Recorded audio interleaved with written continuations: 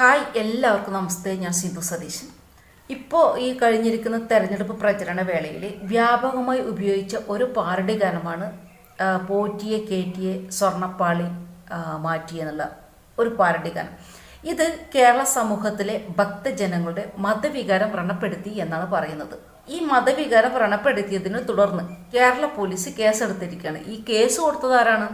അതായത് ഈ പാരഡി ഗാനത്തിന് ഹേതുവായ ശബരിമല ശാസ്താവ്, അതായത് അയ്യപ്പൻ ഉണ്ടായതിന് യാതൊരു തെളിവും ഇല്ല എന്ന് പറഞ്ഞ സഖാക്കളാണ്.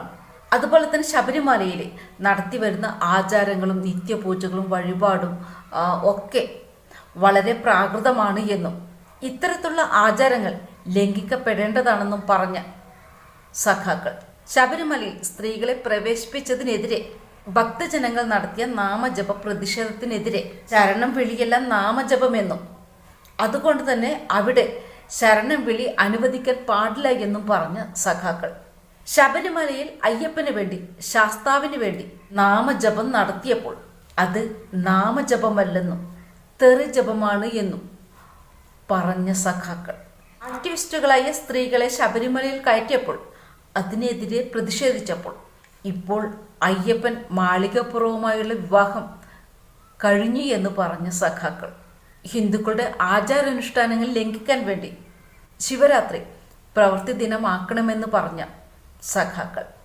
ഇഹലോകവും പരലോകവും ഒന്നായി കണ്ട് ലൗകിക ജീവിതം ത്യജിച്ച് ആത്മീയതയിൽ ജീവിക്കുന്ന സന്യാസിമാരുടെ ആസനത്തിൽ ഗത കയറ്റണം എന്ന് പറഞ്ഞ സഖാക്കൾ അമ്പലത്തിൽ ഭക്തിയോടെ വ്രതശുദ്ധിയോടെ പോകുന്ന സ്ത്രീകളെ അവർ ഈറനോടെ പോകുന്നത് തൻ്റെ നഗ്നത അവിടെയുള്ള പൂജാരിമാരെ പ്രദർശിപ്പിക്കാനാണെന്ന് പറഞ്ഞ സഖാക്കൾ കൂടാതെ സ്ത്രീകളെ ശബരിമലയിൽ കയറ്റുന്ന കാര്യത്തിൽ ഒരു പുനഃപരിശോധന ഹർജിക്കും പോകില്ല എന്ന് പറഞ്ഞ സഖാക്കൾ സ്ത്രീകൾ എത്രയോ തവണ ശബരിമലയിൽ കയറിയിട്ടുണ്ട്, നിങ്ങൾ കാണാത്തതാണ് എന്ന് പറഞ്ഞ സഖാക്കൾ ഇവർക്കാണ് ഇപ്പോൾ അയ്യപ്പൻ്റെ സ്വർണം കട്ട് സ്വർണ്ണപ്പാളികളൊക്കെ ചെമ്പ് പാളികളാക്കി കട്ട് മുടിച്ച് ശബരിമലയെ നശിപ്പിച്ച് ആരും കണ്ടുപിടിക്കില്ല എന്ന വിശ്വാസത്തിൽ നടക്കുമ്പോൾ ശബരിമലയുടെ സ്വർണ്ണ കാര്യത്തിൽ തിരിമറി നടത്തിയെന്ന് കണ്ടെത്തിയപ്പോൾ അതിനെതിരെ ഒരു പാരഡി ഗാനം വന്നപ്പോൾ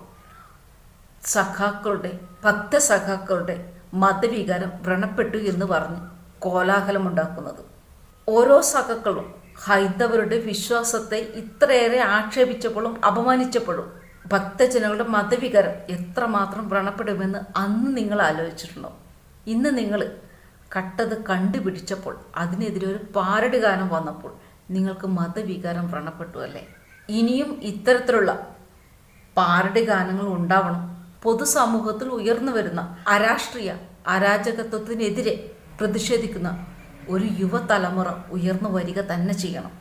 കാരണം രാജാവ് നഗ്നനായിരിക്കുമ്പോൾ രാജാവ് നഗ്നനാണ് എന്ന് ഉറക്കെ പറയുന്ന ഒരു തലമുറ ഉണ്ടായിരിക്കേണ്ടത് നമ്മുടെ ഇന്നത്തെ കാലത്തിൻ്റെ ആവശ്യമാണ്.